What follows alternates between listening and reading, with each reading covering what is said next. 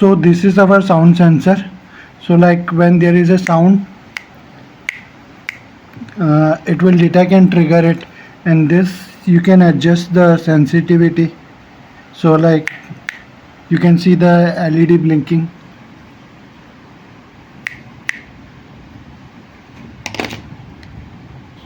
So once you adjust the sensitivity, like you can see the LED blinking.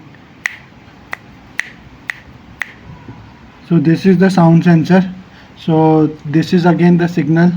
The middle one is the VCC 3.3 volt, and this white is the ground. So once you adjust the sensitivity, like it will detect sound and trigger the pulse. So by default, like it is low, and like once it detect the pulse, it will create a high pulse.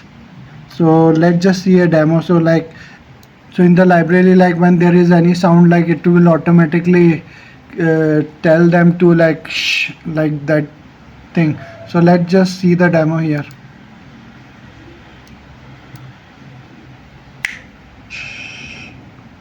So it will like create, it will like start the sound like shh kind of thing.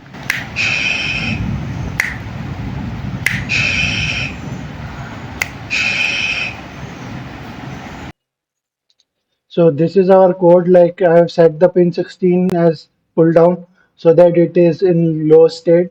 Then I'll wait for 1 second, and then I'll create a trigger for like when the pin goes from low to high is rising.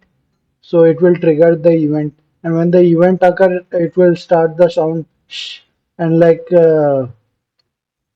say that same message for 2 seconds. So this is kind of your library setting.